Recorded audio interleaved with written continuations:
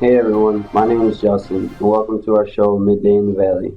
And I'm Nathan. Justin and I are both teenagers at high school with learning disabilities. Today we have a very important message to bring to students with disabilities. Today we will be talking about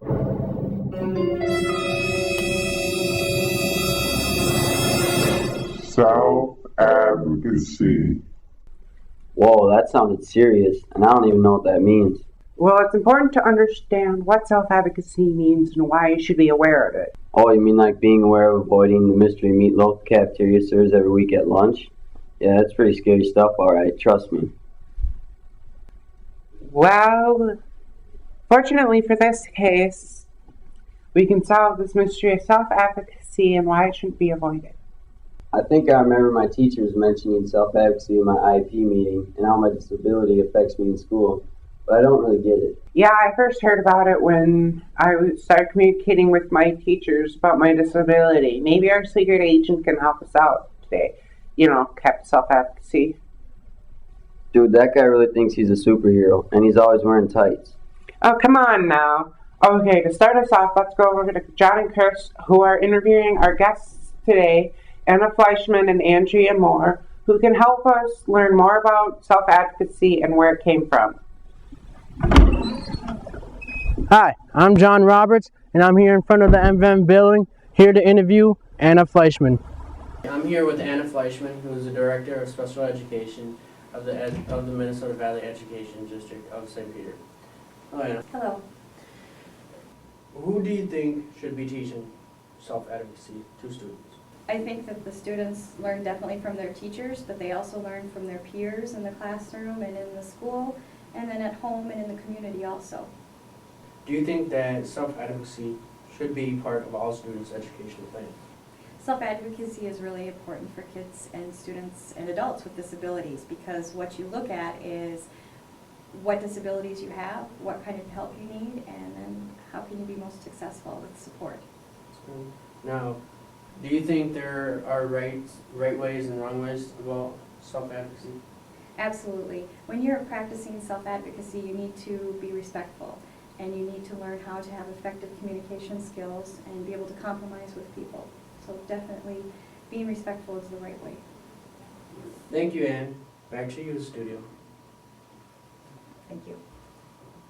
Thanks, John. Now, what do you think this information means to young adults with disabilities in high school? Well, I'm not sure. If self-advocacy is knowing about yourself, knowing what you want, and knowing how to get it, I'm not sure where I could even start. Let's break it down. The first part of the word self-advocacy is the word self. Let's start with you. Let's say you're in class and the teacher asks you whether you want to discuss a topic or read about it and then be tested on it later. Which would you prefer? That's easy. I learn much better discussing a topic, but I would need help taking notes. See, that's the key, because you know what helps you learn best.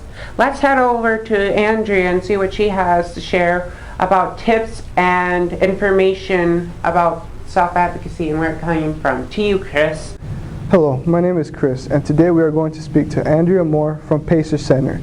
We are going to talk about self-advocacy. She is calling in from a remote location.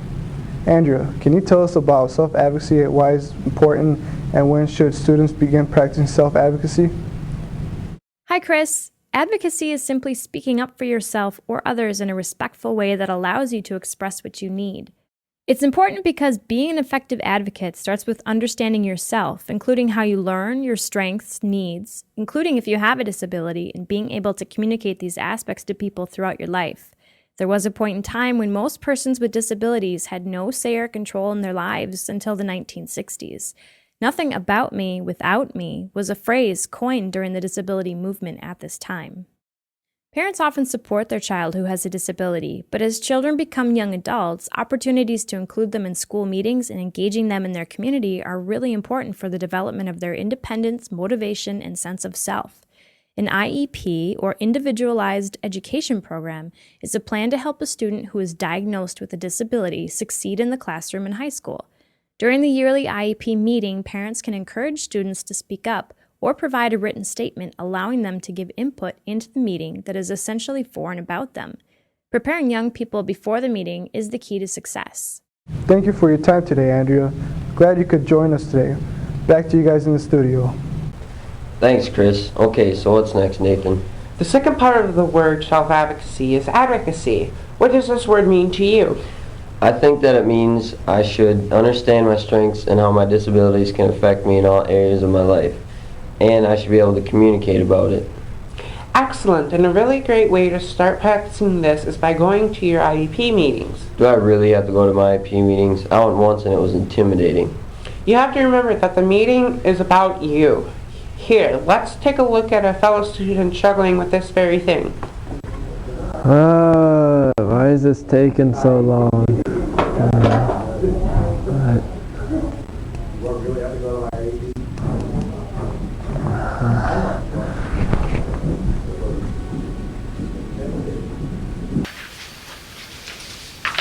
Hey, who are you? Captain Self Advocacy, of course. Are you really wearing tights? Yes, I'm wearing tights. I'm a superhero. What do you expect? But thanks for noticing. What's going on here? My watch stopped and the people in there aren't moving. Well, I'm a superhero. So from besides wearing this fabulous outfit, I have the ability to stop time. So I can talk to young people about self-advocacy. Well, what are you talking about? Well, you know that discussion that's going on in there? It's about you. And you know most about you. Do you know about what you want in the classroom to help you learn better? Yeah, I guess. Do you know what you want in your future? Yeah, but... Well, then your voice needs to be heard. You need to get into that discussion. But nothing. It's all about you. Now remember, you need to get in there, have courage, and tell them what you need to learn. And remember, nothing about you without you. thanks for the advice, I guess, but why are you in a face mask? Well, because I have a face for the radio. Off I go.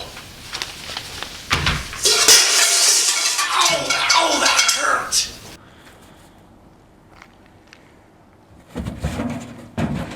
I still can't get over those tights. Nothing about me without me, huh? But what if I think that the decisions that have been made without me have been good so far? Well, at some point in your life, you have to be able to speak up for yourself. It's important to understand why the decision made, and it's important to give your IEP team feedback. You were listening, paying attention. I hope everybody has all these down in their notes. It's the end of the day. I'll send you off. We will have a test on Friday.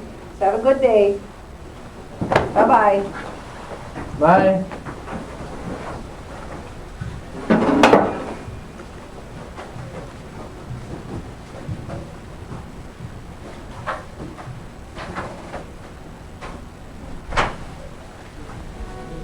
Excuse me, but I believe if I was given the notes before class, I'll be able to follow along better during the lecture. That sounds like a reasonable request. I can do that. I'll have them ready for you tomorrow. Yes, thank you so much. This will really help. So she asked for help in the classroom. Was that part of her IEP plan? Absolutely. At our meeting, she agreed with the team that she would receive the services to help her be successful in school. You can do the same thing. It's worth a try. I really learned a lot today about speaking for myself and how to be a good self-advocate. Plus, this is my life. I deserve to be part of the planning. Being able to speak for yourself, especially learning how to communicate with other people about your strengths and your needs, is really important. The sooner you start practicing, the better. Remember, nothing about you without you. Thanks for joining us today on Midday in the Valley. See you next time. Thanks, Anna, Andrea, and a special thanks to our special secret agent, Captain Self Advocacy.